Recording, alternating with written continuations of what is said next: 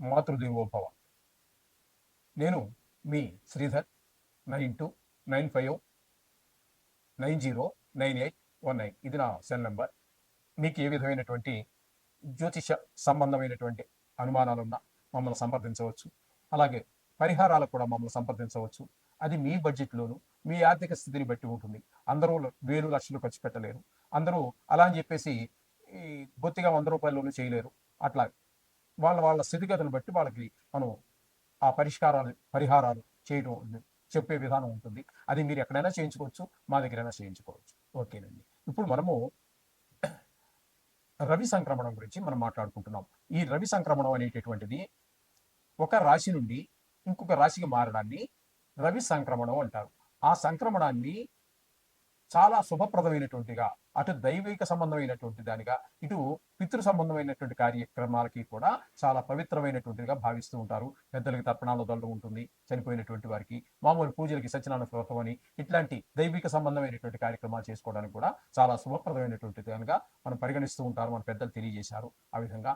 ఇప్పుడు రవి కన్యా రాశి నుండి తులారాశిలోనికి ప్రవేశిస్తూ ఉన్నారు. ఇప్పుడు 18వ తారీఖు అక్టోబర్ నెల 2025 అంటే తులలో ప్రవేశించి ఇక్కడ 16వ తారీఖు నవంబర్ నెల అంటే తర్వాత నెల అనమాట అండి. అది మధ్యలో దూరింది, మధ్యలో ప్రవేశించింది కాబట్టి ఇక్కడ 16వ తారీఖు నవంబర్ నెల 2025 వరకు ఇక్కడ సంచారం చేస్తూ ఉన్నారు. అంటే సుమారుగా నెల రోజులు, ఒక రోజు అటు కావచ్చు ఇటు కావచ్చు, అట్లా నెల రోజుల పాటు రవి యొక్క సంచారం ఒక రాశిలో అని చెప్పేసి మనకి జ్యోతిశాస్త్రం చెప్తోంది. కాబట్టి ఈ నెల రోజులు ఈ తులలో రవి సంచారం చేసేటటువంటి కాలంలో ఏ ఏ రాశుల వారికి ఏ ఏ విధమైన ఫలితాలు ఇస్తాయి అనేది సశాస్త్రీయమైన పద్ధతిలో మనం తెలుసుకునే ప్రయత్నం చేద్దాం.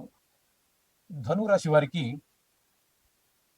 రవి తులలో ప్రవేశించిన తదనంతరం 18వ తారీఖు 10వ నెల 2025 నుండి 16వ తారీఖు నవంబర్ నెల 2025 వరకు తులలో ప్రవేశించారు. కాబట్టి ఆయనకి ఇచ్చేటటువంటి ధనురాశి వారికి రవి ప్రసాదించేటటువంటి ఫలితాలు ఏ విధంగా ఉంటాయి అనేటటువంటి సశాస్త్రీయమైన పద్ధతిలో మనం తెలుసుకునేటటువంటి ప్రయత్నం చేద్దాము. ధనురాశికి ఏకాదశ స్థానంలో రవి యొక్క సంచారం జరుగుతూ ఉన్నది.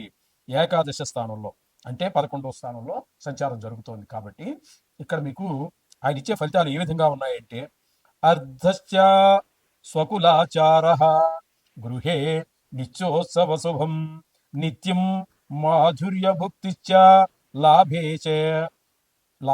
చ ఏకాదశే రవహు అన్నారు. అంటే లాభశ్చ ఏకాదశ స్థానంలో అంటే లాభస్థానంలో రవౌ అంటే రవి కనుక ఉన్నట్టయితే ఆయన ఇచ్చే ఫలితాలు ఏ విధంగా ఉంటాయి అన్నట్టయితే, అర్ధశ్చ ధన లాభం, స్వకులాచార మన కులంలో మొదటి నుంచి వస్తున్నటువంటి ఆచారాలు ఏవైతే ఉన్నాయో ఆచారాలన్నీ మనం పాటించగలుగుతూ ఉంటాము, శుభకార్యాలన్నీ కూడా జరుగుతూ ఉంటాయి అనేటట్టు.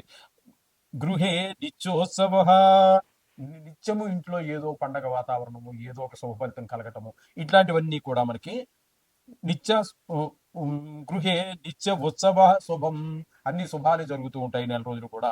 అంటే ఈ ధనురాశి వారికి రవి ఇన్ని శుభాలు ప్రసాదిస్తూ ఉన్నాడు.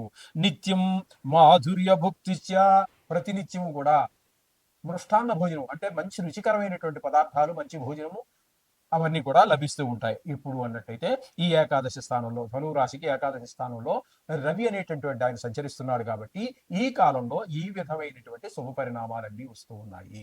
ఇది గమనించుకోండి. చాలా చక్కటి ఫలితాలన్నీ ధనురాశి వారికి 100కి 100 పాళ్ళు కూడా శుభ ఫలితాలు ఇస్తూ ఉన్నారు. కాబట్టి మీరు ఏదేమైనప్పటికీ కూడా నిత్యము ఆ